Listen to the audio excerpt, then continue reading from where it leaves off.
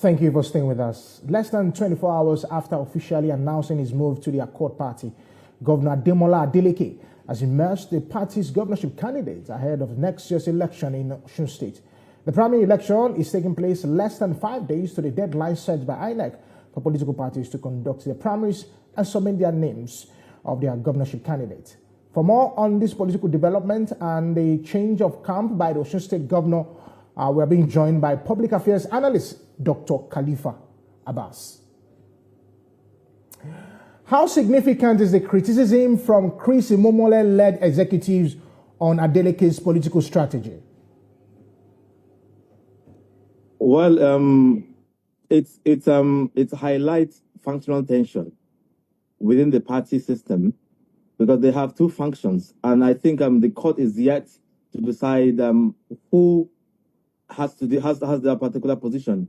Because in the recent judgment by the case was actually adjoined that Professor Christopher should be the one to be claiming the national party before they conclude the whole court judgment.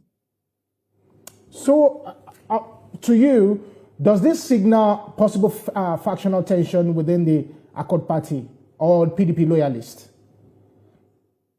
Well, as you can see what is happening. There is function, and it's clear because they have been to courts, and there is a judgment on that. So we cannot stay away from that.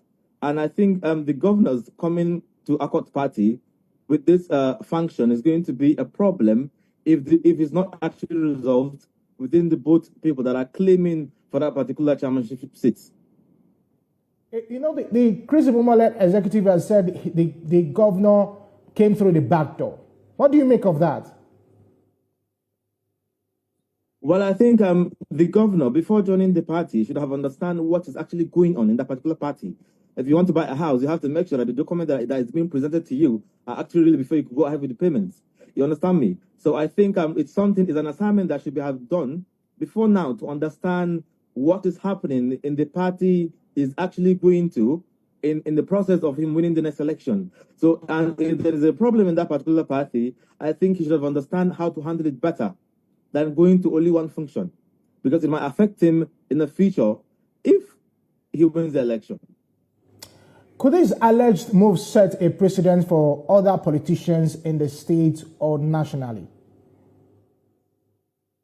Well, as you can see, other parties are going to actually take this particular issue that is happening as an opportunity for them to adjust and observe what is happening and use them as an opportunity to make sure they use them as an advantage for them to win their own political parties. So if, like I said, if things are not working the way it should be, then it's going to be a big problem for both the party and the governor coming to the party.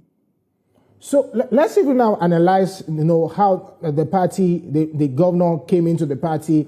There were rumors that he was supposed to be in the ADC, but of course, he eventually settled down for the Accord. Now there are fractions in the Accord Party.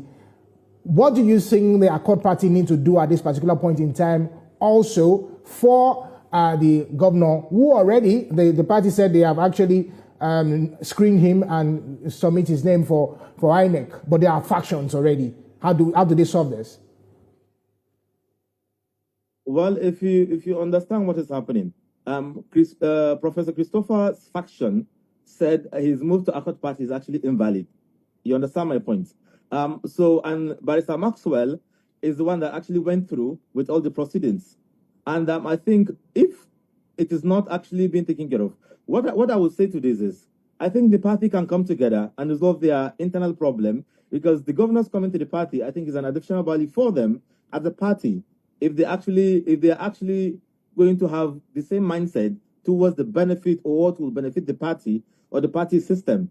And I think the governor can play a better role in doing that, in making sure that he brings them together to make sure everything is going well for him to have the possibility of winning the next election.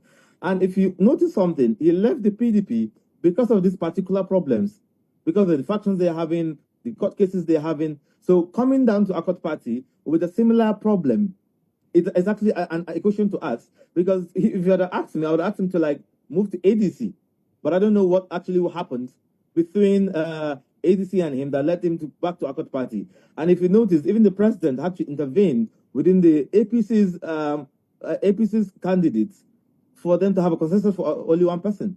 So every single party is trying to make sure their homes is tight to be ready for the big fight. I like the fact that you brought in that aspect, because the same thing was brought in from PDP is the same thing is actually facing in the Accord Party. But how do we solve these kind of issues? Yeah.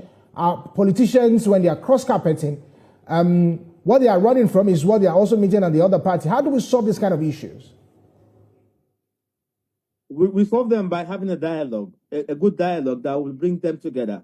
And like I told you, if I want to contest in a party and I understand the party has a problem and I believe in that particular party, so what I'm going to do is to sit them down, both the function, to make sure we have an understanding. Because in as much as they're having problems now, they were working together before. If I remember when the professor was the candidate of the presidential candidates of the Accord Party, Maxwell was the chairman, they were actually working together. So something happened along the way that made them had a problem to be having these issues now. So I think something can happen to bring them together and sit them down and to make sure things are going to work for the betterment of the party and for the betterment of the governor in the upcoming election. Thank you very much, public affairs analyst